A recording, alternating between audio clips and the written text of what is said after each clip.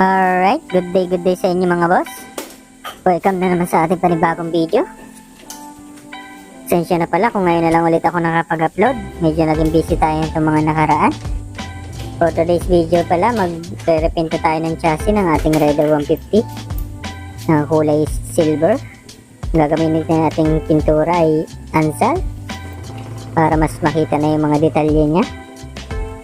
So yun, kung bago ka pa pala sa aking channel is paki-subscribe at like na rin para mas ma-notify ka pa pag meron tayong bagong upload.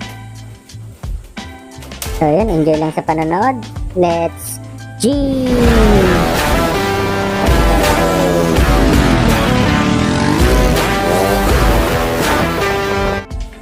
So yun, simulan na nating baklasin ang ating kaha hanggang sa matira na lang ang ating chassis.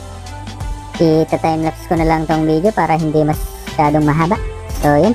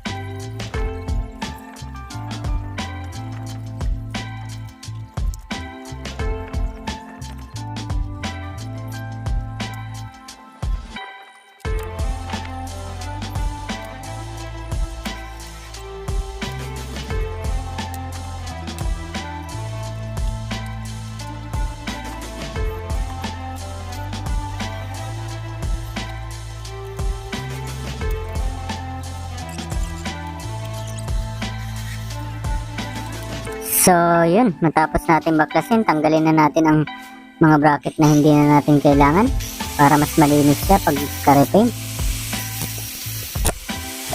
Meron akong isang bracket na kailangan tanggalin. Yung isa sa kabila hindi ko natatanggalin kasi baka magamit ko rin soon.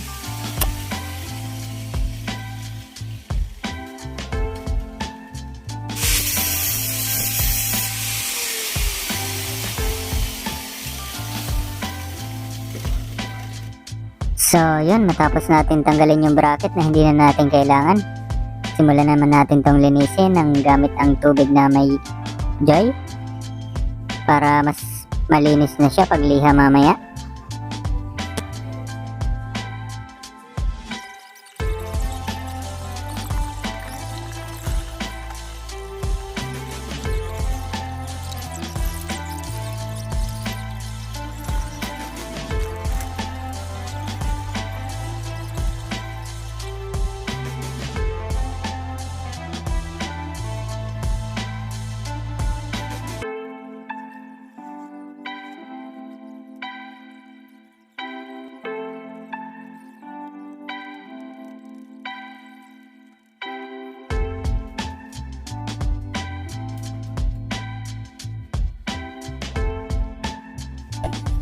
So yun, sunod na natin siyang lihahin. Ang gamit ko palang liha dito ay 400 grit. Hindi ko na pala tinanggal yung dating pintura niya kasi maganda pa naman at bago pa naman tong ating chassis.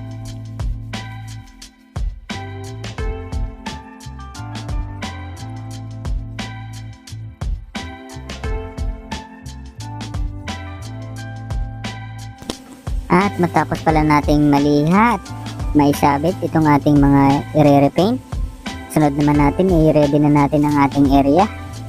Buhusan lang natin ng tubig ang ating paligid at para hindi masyadong maalikabok mamaya pag-spray.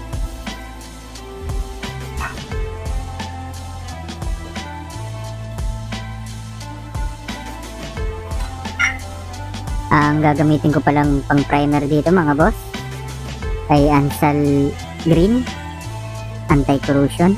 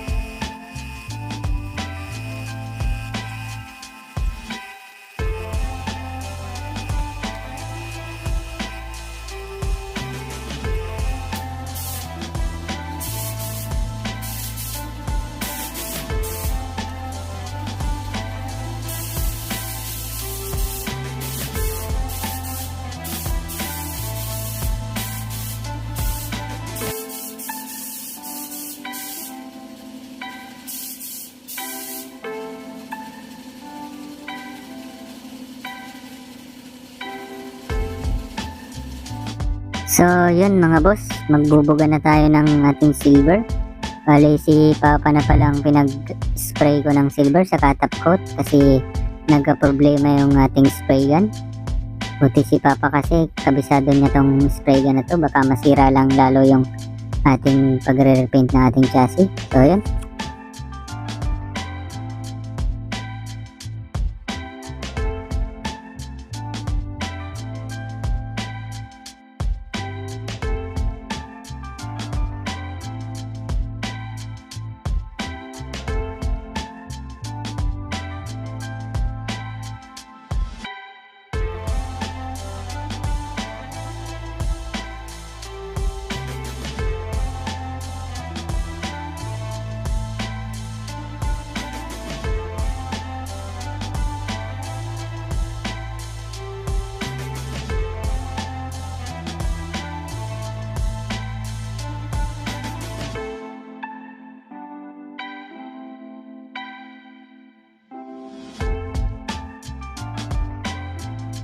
Ayun, matapos ang dalawang patong ng sparkling silver, magta-top coat naman tayo gamit ang Car Show Clear ng Ansal din. Dalawang patong din siya.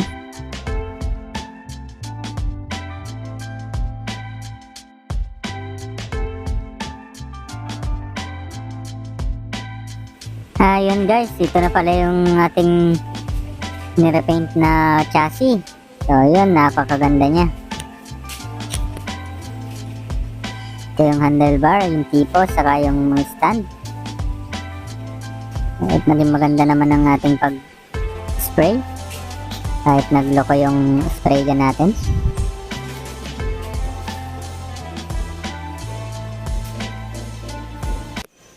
So yun, matapos ang 4 na oras na pagpapatuyo, ibabalik na natin yung mga pyesa na kinalas natin lahat. So yun, maraming salamat sa panonood mga boss. Abangan nyo mga susunod nating upload.